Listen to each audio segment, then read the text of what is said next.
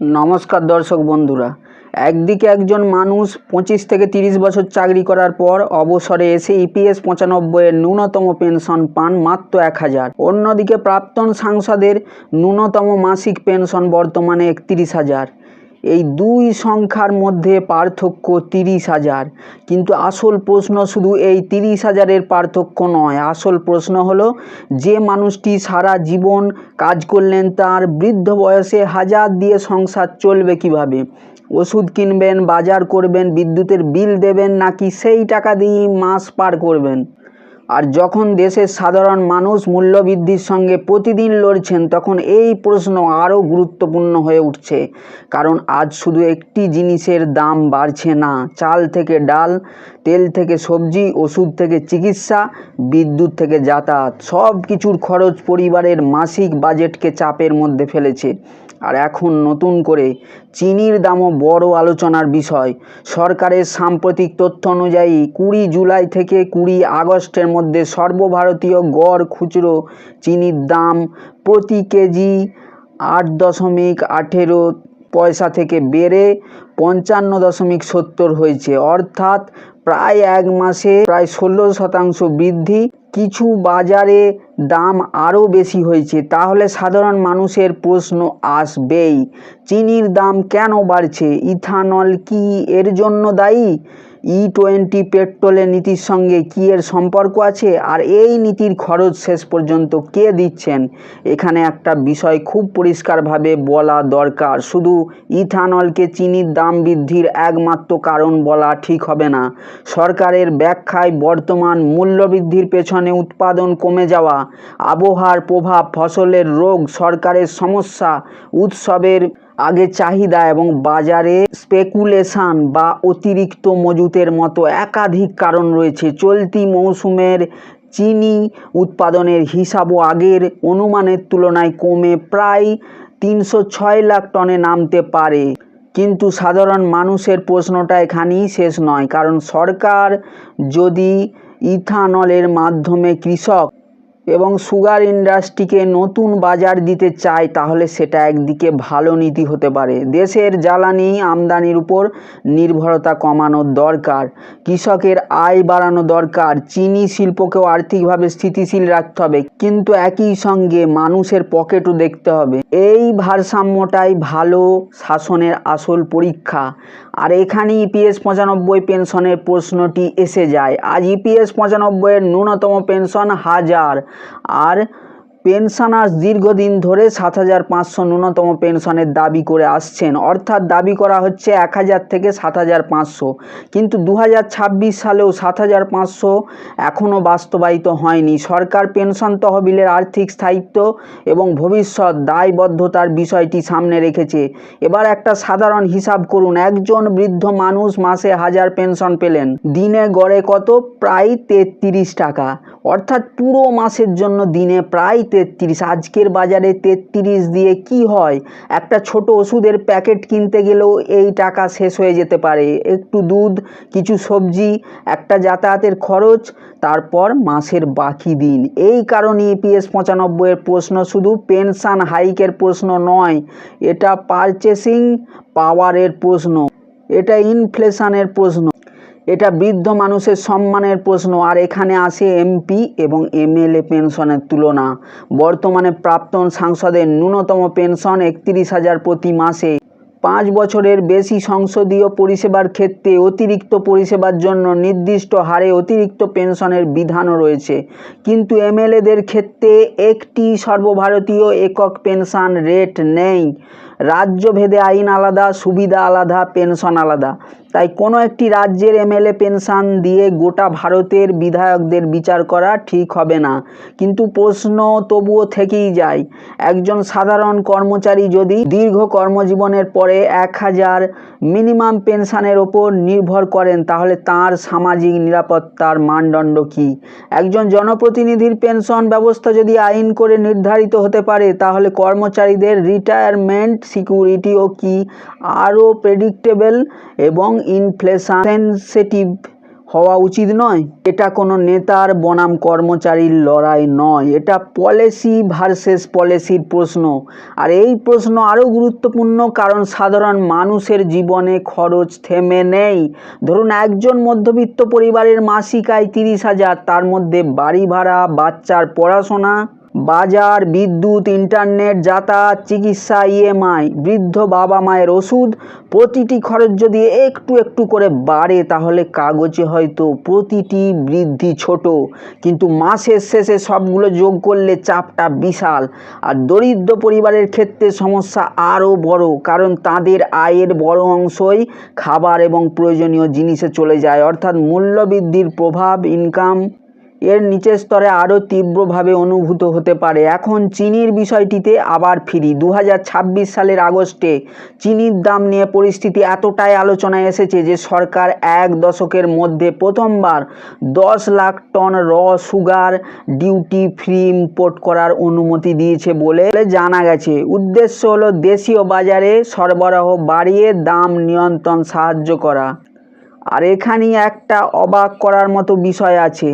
চিনি দেশে একেবারে নেই এমন নয়। রয়টার্সের 24 আগস্টের প্রতিবেদনে ইন্ডাস্ট্রির পক্ষ থেকে বলা হয়েছে যে দেশে পর্যাপ্ত স্টক রয়েছে এবং সাম্প্রতিক দামের উল্লম্ফনের পেছনে স্পেকুলেশন গুরুত্বপূর্ণ ভূমিকা পালন করছে। অর্থাৎ সমস্যা শুধু উৎপাদনের নয়, মার্কেট ম্যানেজমেন্টেও গুরুত্বপূর্ণ। এটাই ভালো গভর্নেন্সের পরীক্ষা। সরকারকে শুধু উৎপাদন বাড়ালেই হবে না, কোথায় স্টক আছে সেটা দেখতে হবে, কোথায় হোর্ডিং হচ্ছে সেটা দেখতে হবে, কোথায় মিডলম্যান মার্জিন বাড়ছে সেটা দেখতে হবে, এবং শেষ পর্যন্ত রিটেল কনজিউমার কত দামে পণ্য কিনছেন সেটাও দেখতে হবে। কারণ কৃষক যদি ন্যায্য দাম পান সেটা ভালো, শিল্প যদি টিকে থাকে সেটাও ভালো, সরকার যদি ইথানলের মাধ্যমে এনার্জি সিকিউরিটি বাড়ায় সেটাও ভালো। কিন্তু কনজিউমার যদি প্রতিদিন বেশি দাম দেন তাহলে পুরো নীতির সামাজিক ফলাফলও দেখতে হবে।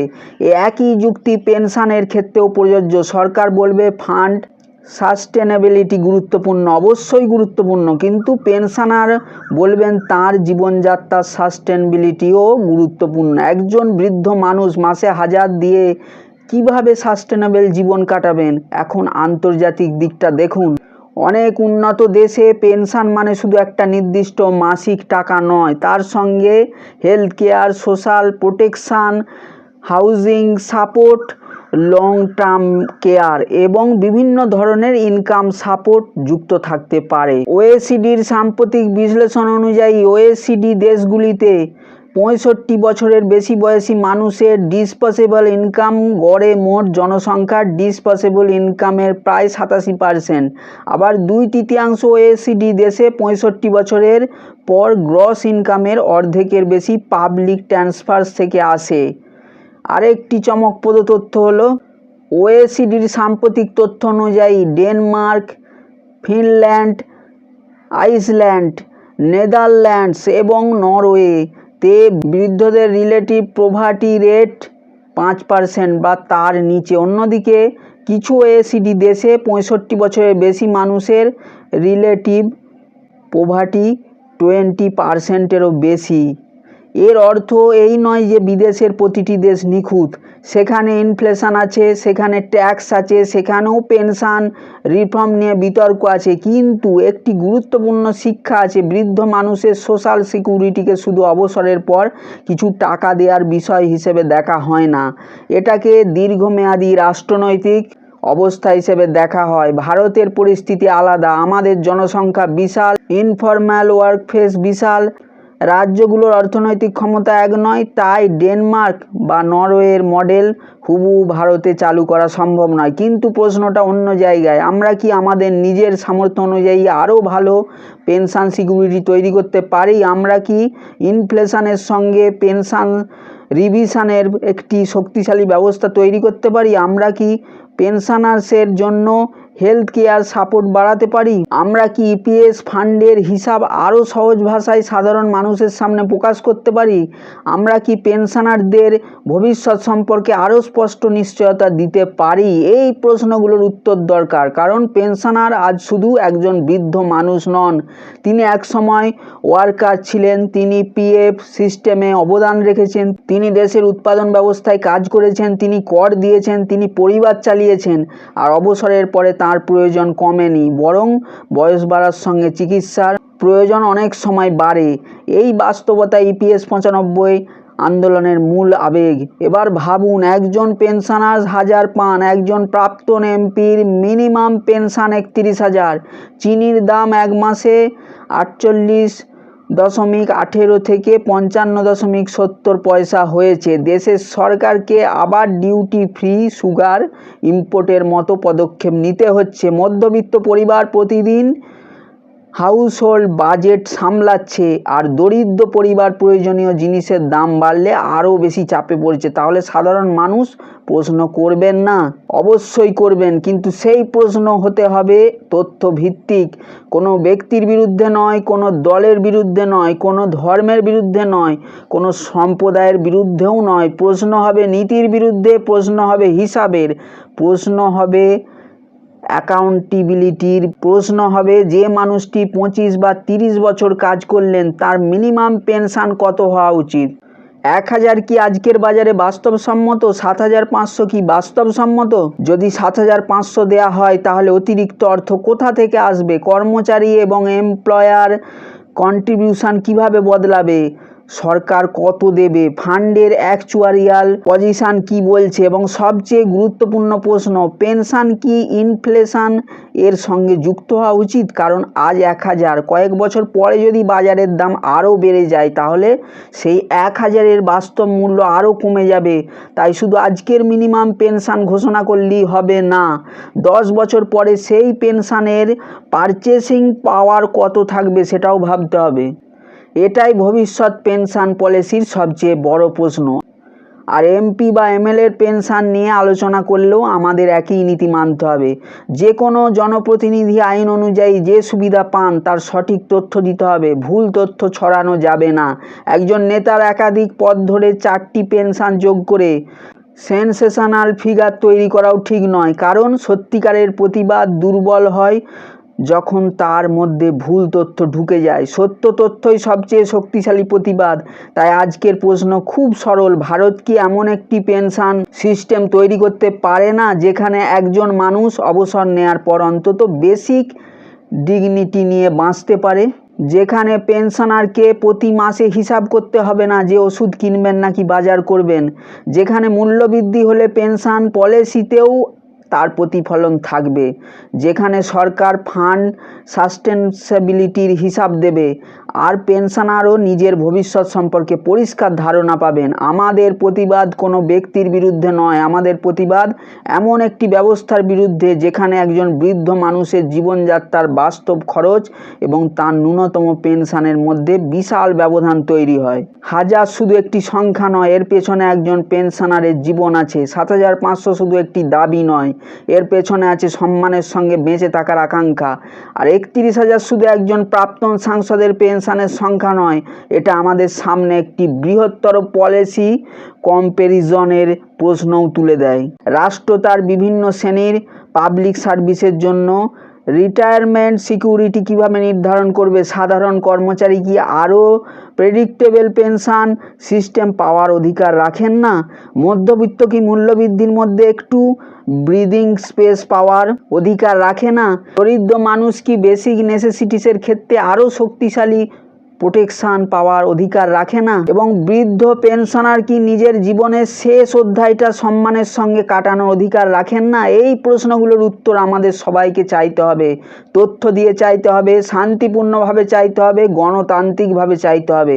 কারণ শেষ পর্যন্ত একটি দেশের উন্নয়ন শুধু বড় রাস্তা, বড় বিল্ডিং, বড় জিডিপি বা বড় প্রকল্প দিয়ে মাপা যায় না। দেশ কতটা উন্নত সেটা বোঝা যায় একজন সাধারণ বৃদ্ধ মানুষ ওষুধ কিনতে গিয়ে কতটা নিরাপদ বোধ করছে তা দিয়েও। একজন পেনশনারের হাতে মাসের শেষে কত টাকা থাকছে সেটা দিও। একজন মধ্যবিত্ত পরিবারের বাজারের ব্যাগ কতটা ভরছে সেটা দিও।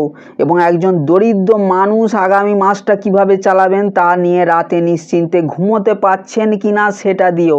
তাই ইপিএস 95-এর প্রশ্ন আসলে শুধু ইপিএস 95-এর প্রশ্ন নয়, এটা ভারতের সোশ্যাল সিকিউরিটির প্রশ্ন, এটা মূল্যবৃদ্ধির প্রশ্ন, এটা কৃষক ও কনজিউমারের মধ্যে ভারসাম্যের প্রশ্ন, এটা ইথানল এবং সুগার পলিসির প্রশ্ন, এটা এমপি ও এমএলএ পেনশনের তুলনা থেকে উঠে আসা ন্যায্যতার প্রশ্ন এবং সবশেষে এটা সাধারণ মানুষের সম্মানের প্রশ্ন। আপনি কি মনে করেন ইপিএস 95-এর মিনিমাম পেনশন 7,500 হওয়া উচিত? পেনশন কি ইনফ্লেশনের সঙ্গে যুক্ত হওয়া উচিত? এমপি এবং এমএলএ পেনশনের মতো বিভিন্ন পাবলিক সার্ভিস পেনশন এর ক্ষেত্রে কি আরও স্বচ্ছ এবং একীভূত তথ্য প্রকাশ করা উচিত? আর আপনার মতে মূল্যবৃদ্ধি নিয়ন্ত্রণে সরকারের সবচেয়ে জরুরি পদক্ষেপ কোনটি? আপনার মতামত কমেন্টে লিখুন, কারণ এই প্রশ্ন কোনো একজন পেনশনারের নয়, এটা আগামী দিনের প্রতিটি কর্মচারীর প্রশ্ন। আজকের ওয়ার্কাররাই আগামী দিনের পেনশনার। আর আজ আমরা যে পেনশন সিস্টেম তৈরি করব সেটাই ঠিক করবে আগামীকাল বৃদ্ধ বয়সে আমাদের জীবন কতটা নিরাপদ হবে। পেনশন কোনো দয়া নয়, পেনশন হলো কর্মজীবনের পরে নিরাপত্তা। আর নিরাপত্তা যদি সম্মানজনক না হয় তাহলে উন্নয়নের গল্পের মাঝেও সাধারণ মানুষের প্রশ্ন থেকেই যাবে।